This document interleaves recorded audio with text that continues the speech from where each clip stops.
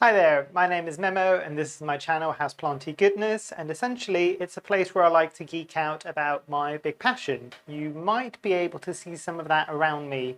I generally talk about tropical houseplants. Now today's plant that I want to spotlight essentially is a very special one. It has grown significantly since I first got it in, which was probably, I'd like to say, a year and a half to 2 years ago now. I might be wrong. It might only be a year. I'm trying to think now back to when I first got it. It's either a year or two basically, but it has grown really, really well. And I will show you in a moment. It's just I need to get it off the shelf because it's a bit of a large and cumbersome plant. Let me grab that now and let's talk through it. Okay, so the plant I want to talk about today won't fit in the screen. I'm going to have to lift it up.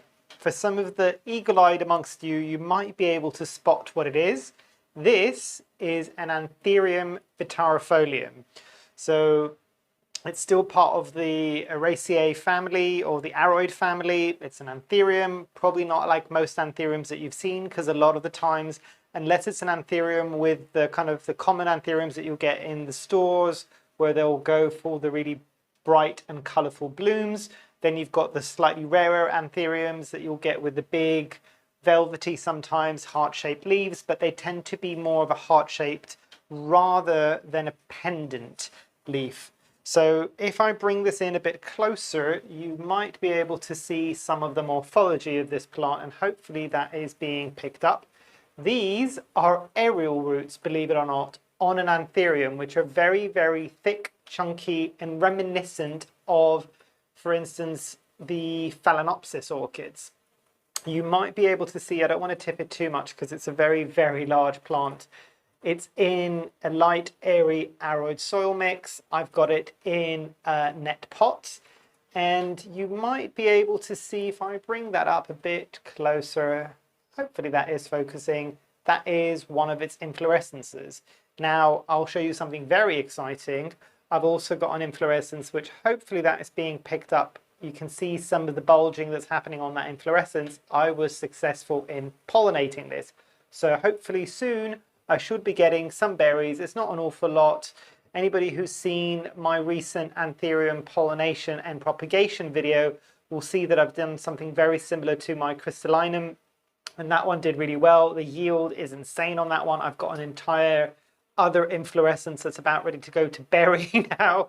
So I think I've probably got about 200 crystallinum seedlings currently propagating in my propagator. Probably going to be another 200 of those. I don't think there's going to be quite as many of this because it's not even a full inflorescence that was able to pollinate. I struggled a bit with this during the warmer months.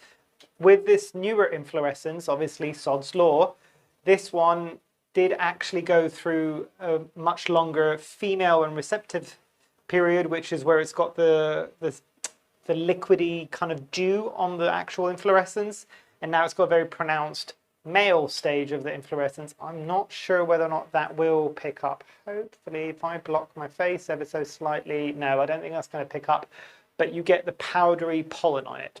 Now, you'll see the very, very cool thing about this is that this is a very, very, very, and I'm trying to like not reach the ceiling here or the fan, very, very, very, very long plant.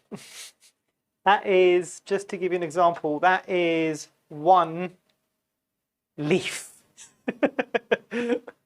This is the one leaf.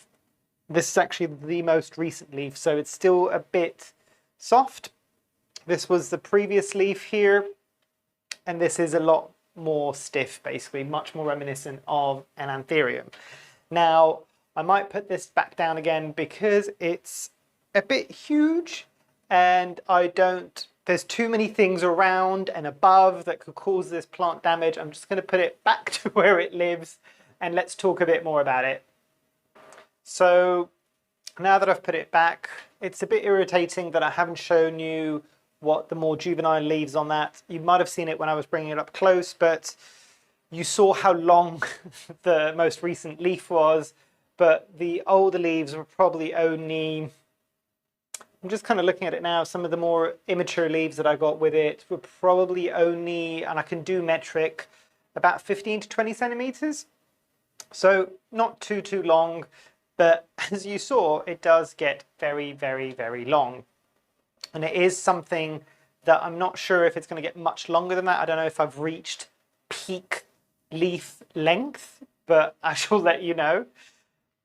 The other thing that I can say now a bit more confidently, I think I did a video on this on my Instagram a while back. If you're not following me on Instagram, please join along for the ride. Essentially on there, I'll tend to post more frequently in terms of stories, updates on plants. I do an awful lot of reels on Instagram as well. So if you want to tag along for the journey, check the description below, and also the profile name is Trojan King 9. Right, the thing that I have learned about the Vittarifolium is, unlike a lot of the other Anthurium, I pretty much will let it go more or less fully dry. And that's something that I picked up a while back. I think it was a very, very old video now on YouTube, actually, from Legends of Monstera. And he was mentioning that with his Vittarifolium, it's a plant that he likes having up. Obviously, it's a good plant because the leaves crawl down, essentially. It won't ever get bushy at the top, so you can put it at the top of shelves.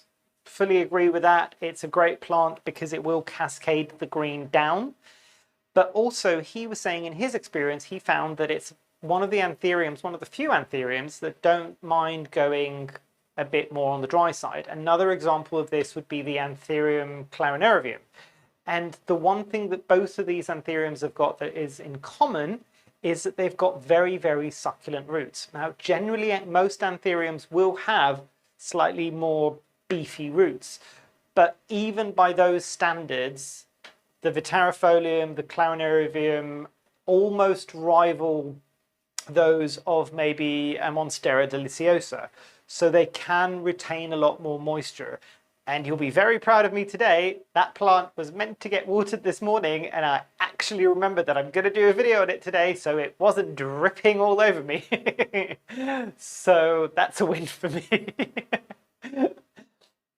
But I think that's the majority that I want to say about the Vittarifolium.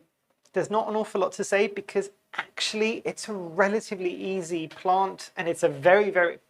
I would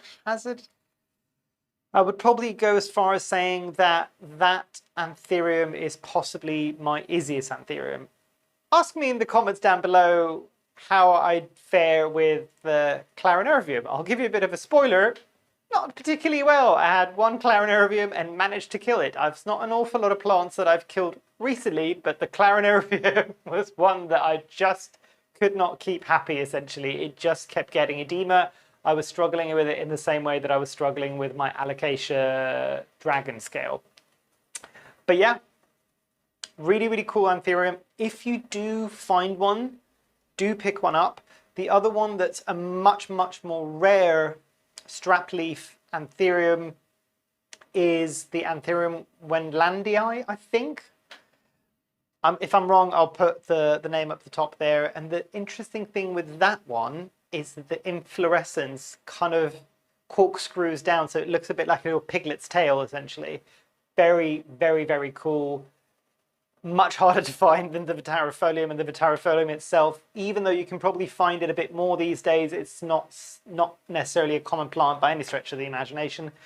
But the Wendlandii, again, not entirely sure if that's the name, is even rarer still, basically. So very cool. If you manage to get either one of the two of them, awesome plants, because even the Wendlandii will have those strappy leaves. And I don't know if I mentioned it, the strappy leaves are quite leathery. They almost do feel, and I'm going to quote Kaylee Ellen on this one because she's entirely right about this, it feels a bit like a leather belt. It's hysterical. It even looks a bit like a leather belt. Very, very cool. No real pest pressures on this. I water it when it goes dry, unlike most anthuriums. And in terms of fertilizing, probably every second or third watering, I would say, at least in my care and my conditions here in the conservatory. But yeah, that's everything I wanted to say. If you've got any questions or comments, do drop them down below. I'd love to have that conversation with you. And yeah, hopefully you've enjoyed. Hopefully I shall see you here soon. And I truly, truly, truly hope that you have an amazing rest of your day. Thanks. Bye.